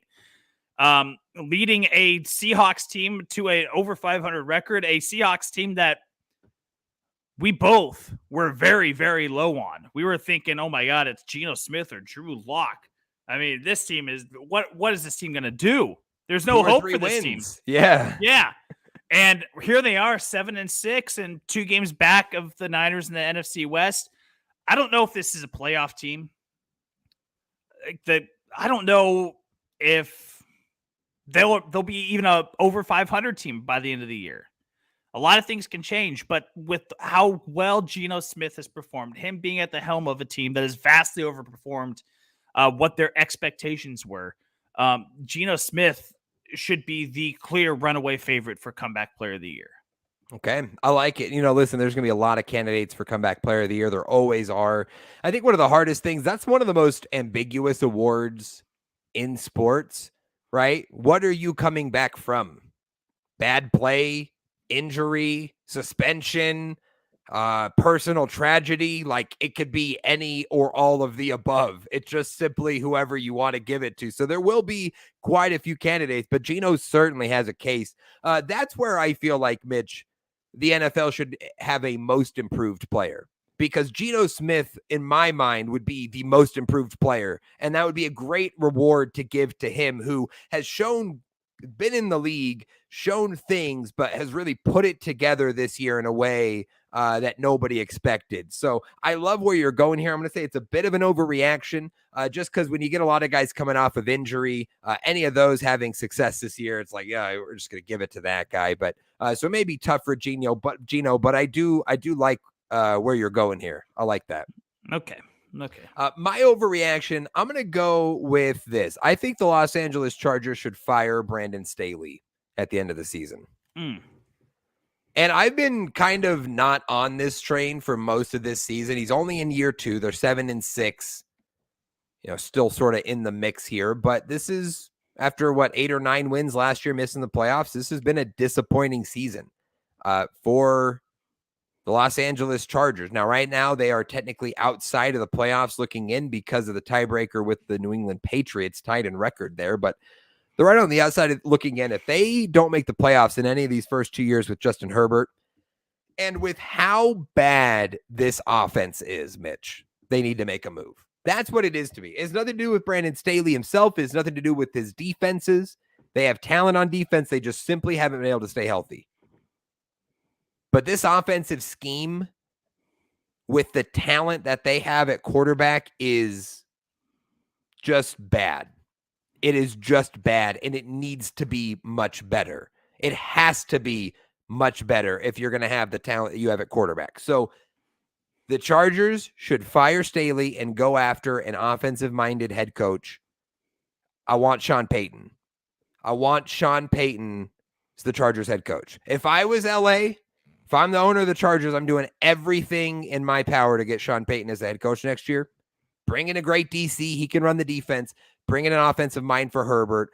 Open this shit up. Let's let it rip. Let's see what this kid can really do, because he has so much talent, and I feel like he's so handicapped by this team and by this play calling. They just need something else. I get it. And I'm 100% on board with you. It's not an overreaction. Okay. All right. It's a perfectly fine reaction. He has underperformed. Yep. He has underperformed with very talented teams in both of his years. And like you said, 8 or 9 wins of missing the playoffs. So it looks like they're going to be kind of in this, a similar range again this year. There's no promise of anything getting better in the future with Brandon Staley, as long as Brandon Staley's there. So, yep. Sean Payton would be an ambitious hire, a very ambitious hire. But we saw what good it did when him and Drew Brees got paired up together, and it kind of unlocked Drew Brees, right? Drew Brees, we all knew, was a good quarterback when he was in San Diego. When he got paired up with Sean Payton in New Orleans, it unlocked Drew Brees. And I think that we could see a similar thing, a big arm guy like Justin Herbert, and see him really start to flourish. And we get to see different aspects of his game that have been kind of hindered and covered up by the Brandon Staley system. Yep. Yeah, that's really my thoughts. And again, and it's not that I don't think Staley has done a good job or he's not the right guy or any of those things. The defense is fine, but I just think they need, Mahomes has an offensive guru. I mean, look at what Kyle Shanahan is doing with Brock Purdy and Nick Mullins and CJ Beathard and all these guys, right? If you get somebody like that with a guy like Justin Herbert, I mean, you could just imagine the possibilities. That's what I want to see at this point. Yeah. We've seen what life looks like with a Brandon Staley, and it's not great. Let's see what it could look like on the other side. Mitch, your MVP of the week. I mean, it's Purdy time, baby. Purdy like it's 1921. Give me Brock Purdy for MVP. I mean, this guy is, I mean, he's just filled this role perfectly. He's just stepped up and done exactly what he's been asked to do, which is no more than what Jimmy G's been asked to do. Like, he's just stepped in and filled Jimmy G's role perfectly. Yep. Which makes me think, if this pans out really well with Brock Purdy and, they're in an NFC title game, adios, Jimmy G. See you later. We just asked Brock Purdy to do the same thing that we asked you to do, and he did it a little bit better. So if he sustains the success, Playboy Jimmy's out, Brock Purdy's in. It's Purdy time. Yeah, I mean, and you still got Trey Lance out there that you got to worry about. So you're absolutely right. If you could trust Purdy, if you could trust Purdy in a pinch, if Lance doesn't work out and he costs you way less than Jimmy G, yeah, you're absolutely right. Jimmy's gone. Have fun in Washington next year. Have fun in Indianapolis next year. That's where you're going to end up. Mitch, my MVP this week, Justin Jefferson. 11 receptions, 223 yards in the loss to the Lions, led the league, only receiver over 200 yards this week. And Mitch, that puts Justin Jefferson at a league leading 1,500 receiving yards this season. He is only 465 yards away from passing Megatron, Calvin Johnson, for the most receiving yards in a season in NFL history. 4 games left, and he needs 465. I don't think we are registering the type of player and the type of performance we're seeing from Justin Jefferson right now. Like, this guy is doing elite stuff. He is showing us he is the best receiver in the NFL right now. And he might set a record this year for most receiving yards or come damn near close to one of the greatest receivers of all time in Calvin Johnson. So incredible what he's doing, and another great performance this week. I mean, he's an alien. I mean, he's an alien what he does physically. Facts. He's fantastic. And I think that we all understand how great Justin Jefferson is. I don't think we're giving him enough credit for what greatness he is capable of doing. How great this guy could possibly be. I think we're underselling that right now. And it's look, I'm speechless when I talk about Justin Jefferson. He's Jerry Rice-esque right now. He's our generation's Jerry Rice right now. He is doing something very special this year. So I wanted to give him some credit here on potentially in play to break a record. Mitch, your big L this week. Who takes the big L? Raiders fourth quarter defense. I mean, that was they played. I know that it was the Rams offense which has struggled against Baker Mayfield, but if there's any sort of game that could confidence boost you, that's a great combination, right? Struggling Rams offense with Baker Mayfield at the helm. Pitching a shutout, essentially, right? They gave up the 3, whatever. That's fine. But, you're playing a damn near perfect game, and then you give up the 98-yard drive. The 98-yard game-winning drive to Baker Mayfield, the guy that had 2 days. I'm trying to not drop so many F-bombs on this podcast, Alan, now. Now that we're at, I'm really trying to hone it back. A couple might slip out, but that I caught myself there. But 98 freaking yards. Yeah. And he had 2 freaking days to learn a playbook, and he just went 98 yards on your ass for a game-winning drive. Inexcusable. Big L. Big L for the Raiders' fourth quarter defense. And not like their defense was anything special to begin with, but you had an opportunity and you blew it. Yeah, you performed for 3 quarters very well, and then when it mattered most, you fell short. And disappointing to see there for the Raiders. My big L this week, Mitch, and this came with much pleasure and much enjoyment. The big L this week goes to all those Seahawk fans at Lumen Field on Sunday, as I was the lone person standing in my section of hundreds as they all had departed at the end of the game as my Panthers won on the road against the Seahawks. And it was me celebrating with two random Panthers fans about 2 rows in front of me. They were celebrating. I high-fived them. We were the only ones there, but we were celebrating a beautiful Panthers victory in Seattle. And all those poor Seahawks fans, they were already on their way home. They were out of there. Big L for you guys. Big W's for the Panthers. We had about maybe 500 total fans in attendance at this game. It was a small minority, but we were strong, and I fist bumped every single one of them on the way out of this stadium.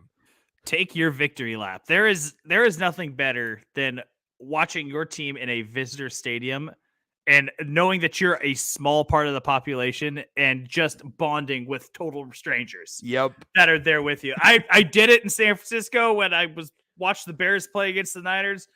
There was a few Bears fans around me, and dude, we was just high-fiving each other the whole day while the Bears won that game. I mean, you build a bond with a total stranger like that, and it's a cool feeling. So take your victory lap. Yes, take that in, because it's a cool feeling. It is. It's fun. Camaraderie. It was awesome. It was awesome. I'd never seen my team play in person before, so what an experience! And for them to get a win, I was just pleasantly surprised. Just happy to rub in all their faces that was win number 5 for us on this season. Just win number 5. Mitch, before we get to our quick picks, we do want to do a little MVP race. So much like our Heisman watch, we're going to give a weekly ranking of our MVP race right now in the last month of the season as we head towards the playoffs. So our top 3 in the MVP race.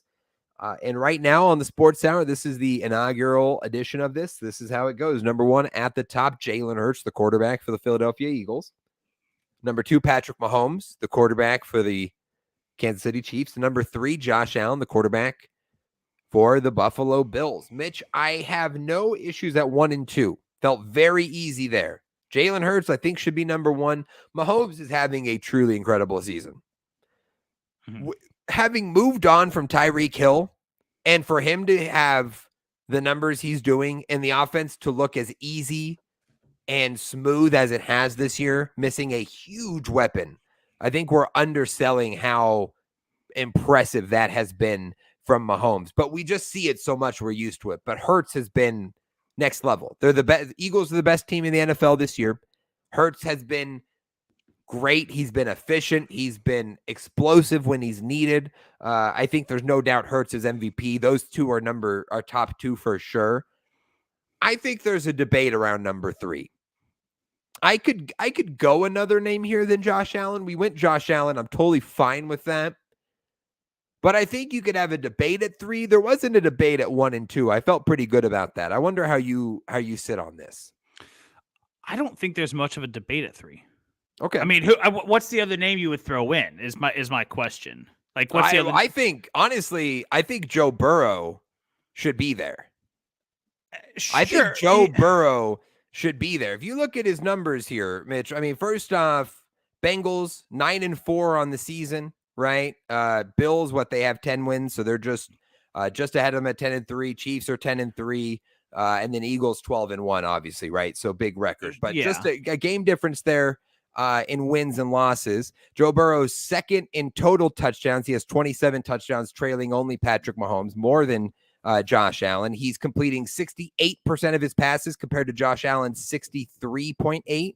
He has more passing yards than Josh Allen in the same amount of games, and he has less touchdowns, 9 interceptions to just 11 interceptions by Josh Allen. Now, Allen's also contributing on the ground a lot. That's what he does. There's an impact to his game that he impacts. So I do think that there's, adding that in there, there's maybe a case, but Burrow's doing really, really well this season, and especially in the second half after what was a really rough start for Cincinnati. They've been spectacular, and they've been playing without Jamar Chase for, almost a month now? 3 weeks, and it hasn't slowed them down at all. They've been extremely efficient. So I do think Joe Burrow has an argument to be in this MVP race in the top 3. I get that. I get that. I think that Josh Allen's ground game, his contribution in the ground, is what just gives him the edge over for me. Joe Burrow doesn't really do that. Joe, that's not Joe Burrow's game, and that's fine. That's what he just doesn't do that. But I get the argument. I get it. I think Josh Allen gets a slight edge, though. I don't have an argument to say why Joe Burrow shouldn't be number 3. That's why I'm silent. Yeah, because you're right. He definitely has an argument to be there. I just don't have an argument either of why Josh Allen shouldn't be. And I guess you could say, oh, he's thrown more interceptions and fewer touchdowns, but he's done this. He's done more on the ground than Joe Burrow has. Like the numbers. The numbers 628, for me 628 rushing yards and 6 rushing touchdowns on the ground this season on 99 carries for Josh Allen. He is one of the highest rushers in the league, right? I mean, almost 100 carries so far this season. So obviously legs a big part of it, but Burrow's been extremely efficient. I mean, you're talking 68% completion percentage on 473 attempts. That's 5th most in the league. And he's only, he's completing the most percentage of his passes of anyone in that range. So extremely efficient. They're winning. Joe Burrow's proven it. He went to a Super Bowl last year. It's like, are we kind of I don't know. We might be underrating him a bit. I'm good with Allen. We made Allen in our top 3. Perhaps next week, we get to do this week by week. Perhaps we'll be adjusting it. You never know. Yeah, you never know. I love it. I love it, Mitch. That's our MVP race. Let's wrap up the podcast here with our quick picks. And Mitch, things are not going well for me here on the quick picks. Let's be honest. I am down 17 in the picks with just 4 weeks left. You went 9-4 last week. I went 7-6. That puts you at 124, 84 and 2. I am at 107, 101 and 2, barely over 500. That's where I've been all year, just hovering around that 500 mark. You look like you're well on your way to a victory, and I look like I'm well on my way to starting an OnlyFans. So yeah, you'll be starting an OnlyFans for feet pics. Yep. I guess so. It appears that might be where we're at. So that's where we stand now, headed into week 15 of our picks. And Mitch, I'll let you get us. I'll let you get us started here on our picks. Alrighty, let's get into it. Thursday night football. We got the San Francisco 49ers. They are leaving the city by the bay to head up to the Emerald City to take on the Seattle Seahawks. Give me the 49ers in this one on the road. Red hot play. I mean, this team's just red hot right now. I love what Geno Smith's doing in Seattle. Niners get the edge here. Give me the 49ers. The Niners would be the sensical pick, but I am rolling with the Hawks here. Losers of 2 at home, but it will not be 3-0. This is a must-win game for the Seahawks in their playoff race. Need to get this win over the Niners. They will on Thursday Night Football at home.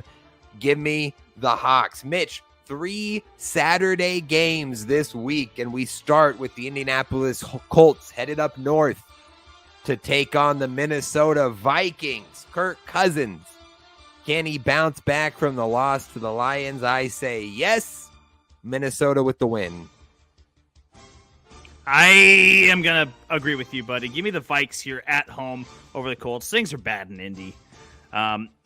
Minnesota, much more stable organization right now. I like the Vikes at home. Following that game, Baltimore, they're leaving the state of Maryland to head up to Cleveland, Ohio to take on the Brownies.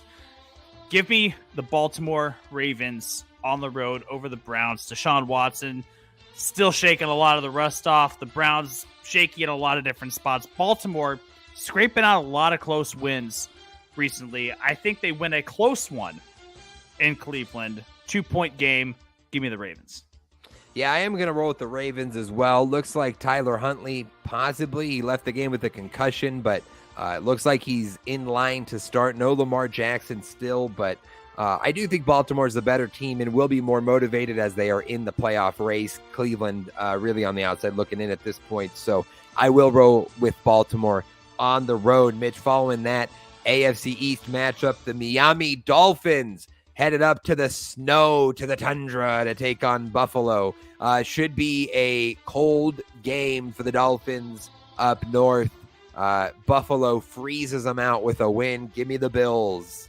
I mean, this couldn't be a more polarizing matchup of climates, right? Miami or Buffalo. Give me Buffalo easily at home over the Dolphins. Following that game, the Eagles.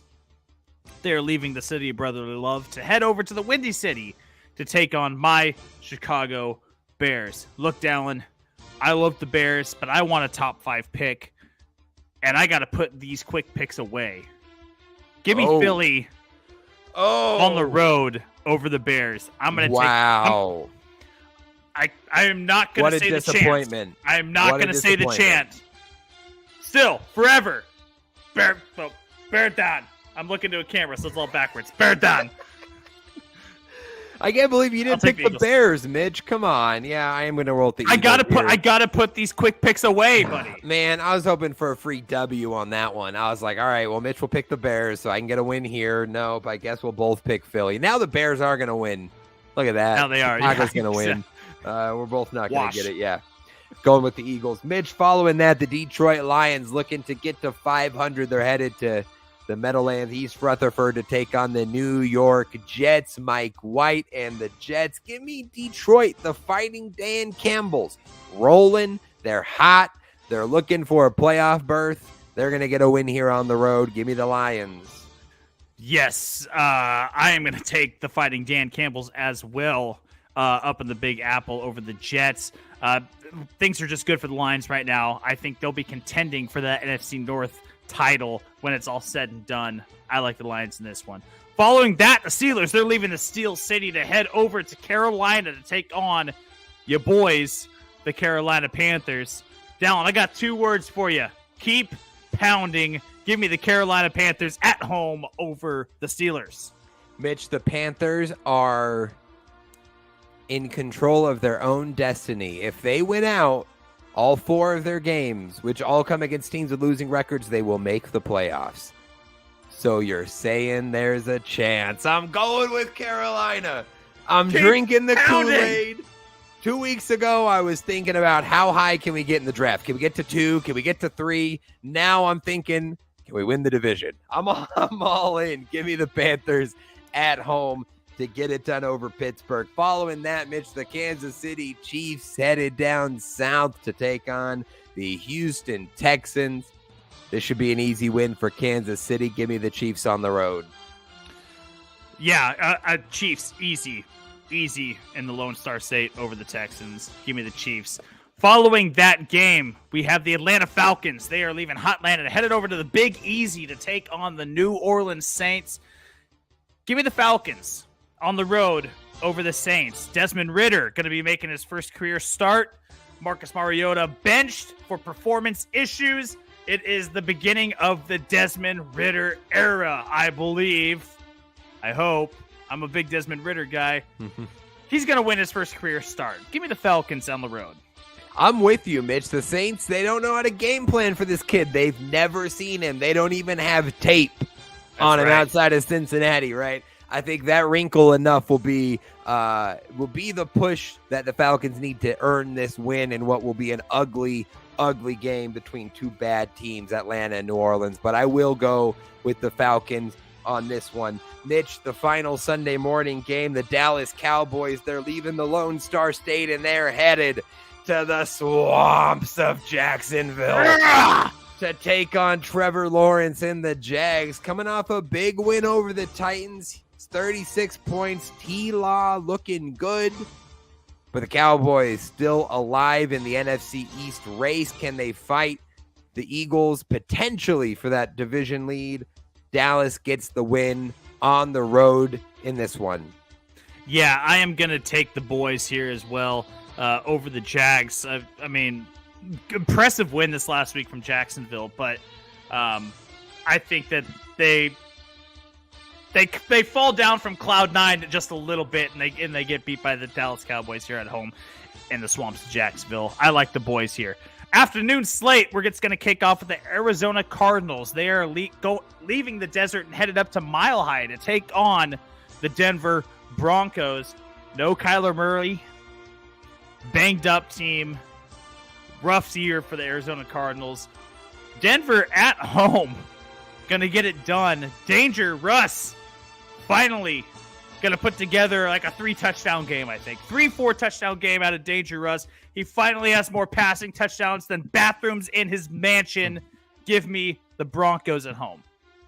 Yeah, Mitch, before we go any further, can we award this as garbage game of the week? Oh, yeah, of course. Okay, let's hear it here. Garbage game of the week, Cardinals and Broncos. This is just hot garbage. Straight hot garbage. You're a garbage person.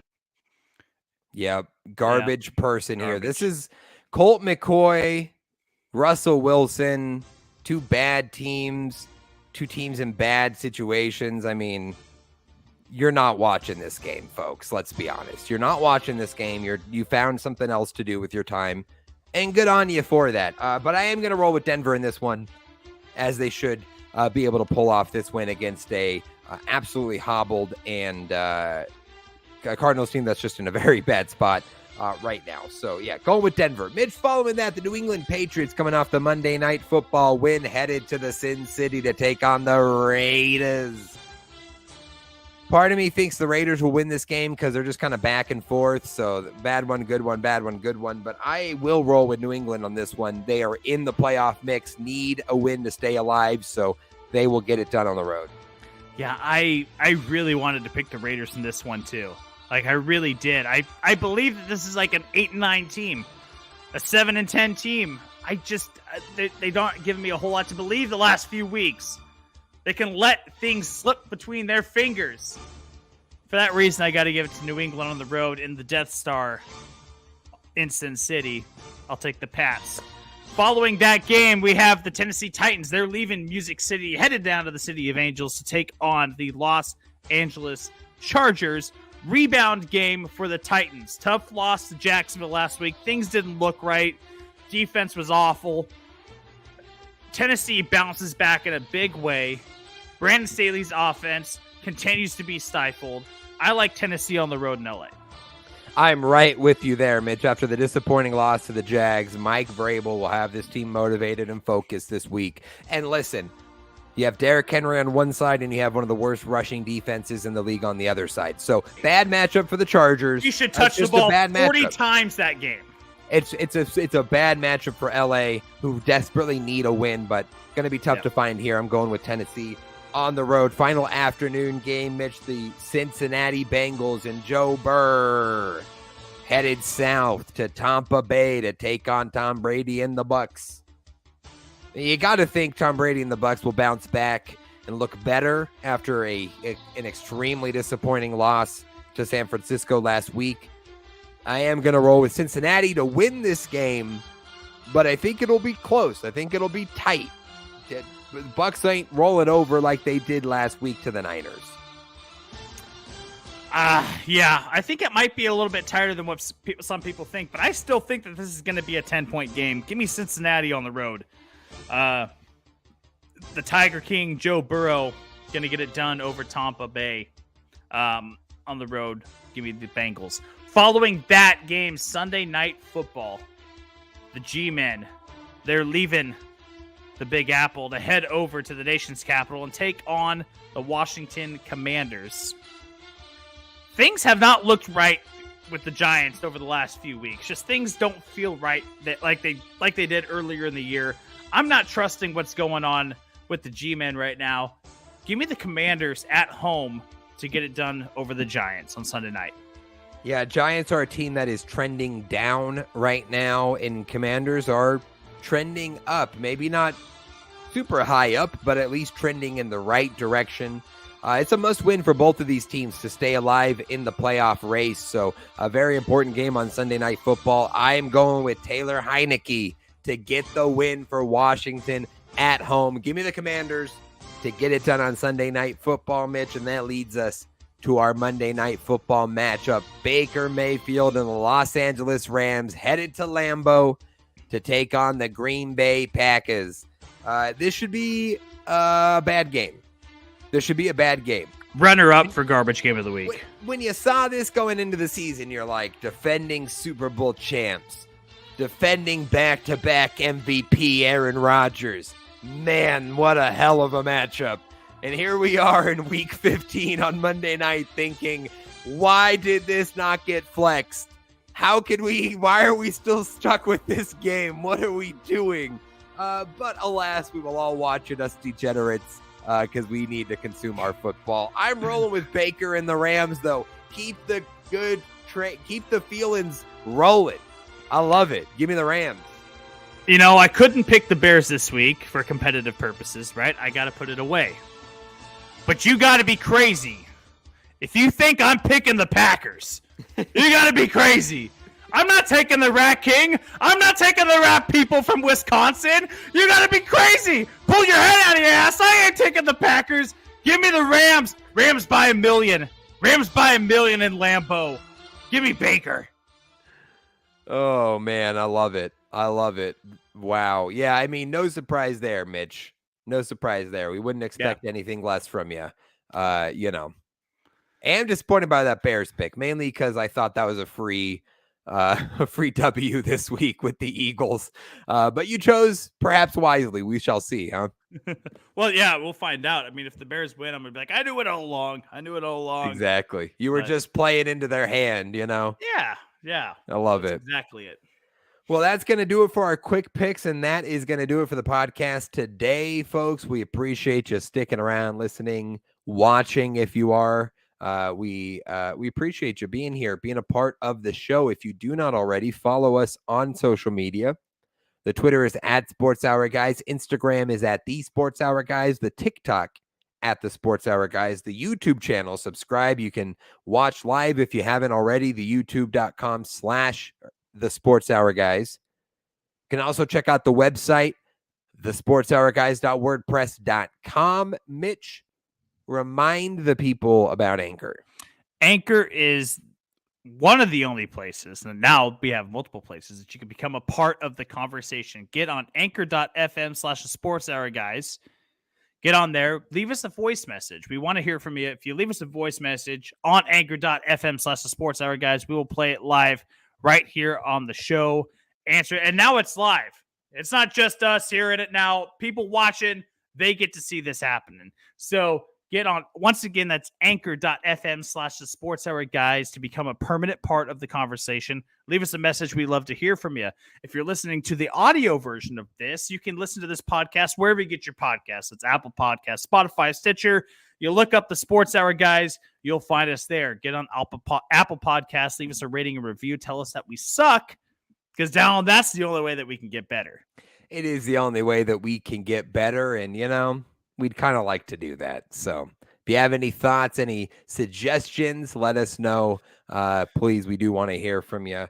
To wrap up our comments here on the YouTube, Tanner mentioned this as we were talking, our week 14 recap.